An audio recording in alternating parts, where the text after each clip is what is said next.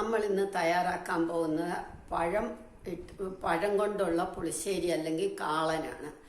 മറ്റേ കാളൻ ഞാൻ കുറുക്ക് കാളനിട്ട് കാണിച്ചല്ലോ. ഇത് പഴം കൊണ്ടുള്ള കാളൻ.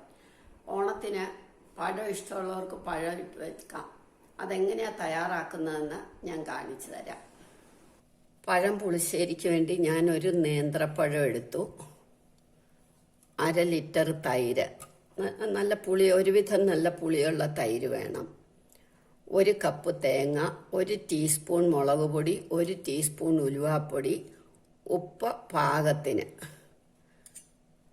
1 ടീസ്പൂൺ മഞ്ഞൾപ്പൊടി വേണം, നല്ല കളർ വേണ്ടേ. കുറച്ച് കറിവേപ്പില, അരയ്ക്കാനും 2 കറിവേപ്പില വേണം, കടുക് വറക്കാനും വേണം.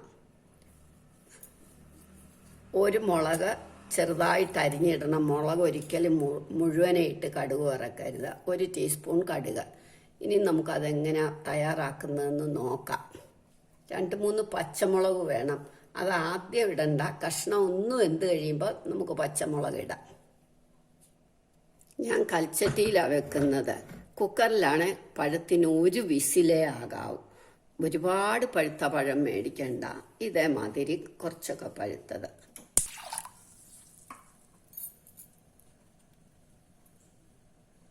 വെള്ളം ഒഴിച്ച് മഞ്ഞൾപ്പൊടി ഇട്ടു. വെള്ളം തിളയ്ക്കുമ്പോഴത്തേക്ക് നമ്മൾ പഴം അരിഞ്ഞിടണം. നാളെ കഴിക്കാൻ പാകത്തിനുള്ള പഴം വേണം ഇന്ന് വെക്കാൻ. പഴം എടുത്ത് പൊളിച്ചിട്ട് ഇങ്ങനെ 2ആയിട്ട് കീറി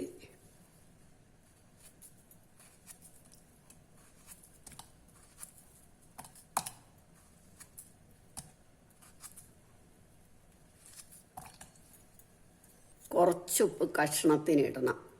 ബാക്കി നമുക്ക് വെള്ളത്തിനിടാം. ഉപ്പ് പിന്നെ അവരവരുടെ പാകമാണ്. ഇനി അടച്ചു വെച്ച് നന്നായിട്ട് വേവട്ടെ.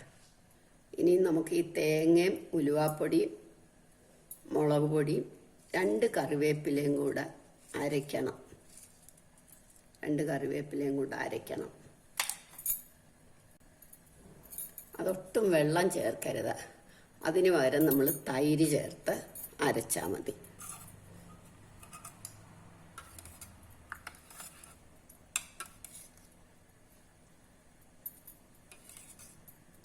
അരച്ചുകൊണ്ട് വരാം.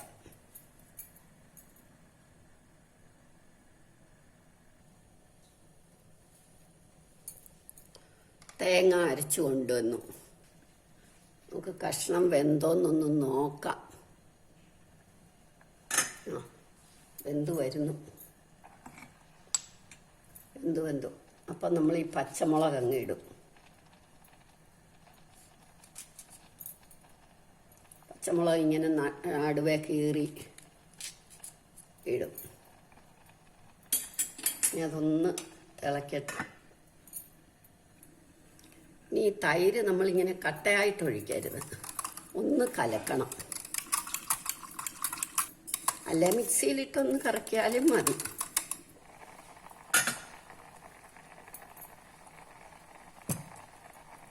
പഴമൊക്കെ കണ്ടോ നന്നായിട്ട് വെന്ത് നല്ല പാകമായി ഇരിക്കുക. നല്ല വെന്ത്.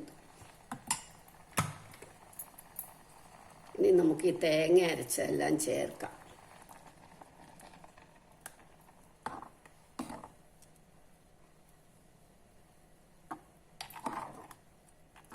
തിളയ്ക്കണ്ട, ഒന്ന് പതഞ്ഞാൽ മതി.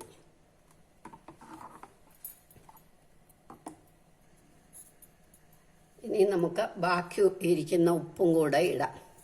ഉപ്പൊക്കെ അവരവരുടെ ആവശ്യത്തിന് ഇടാവുള്ള എല്ലാവരും.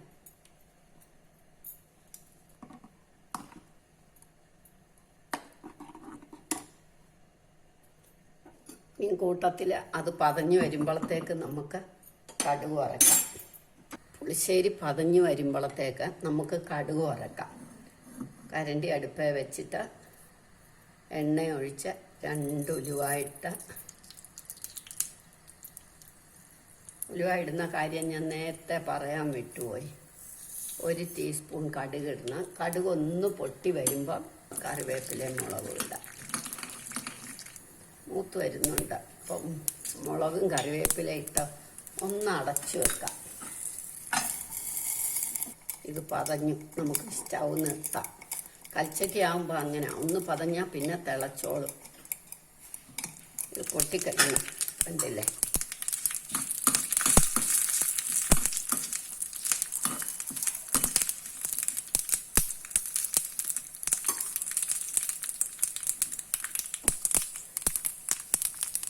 ഇനി നമുക്ക് പുളിശ്ശേരിക്കകത്തേക്ക് ഇടാം.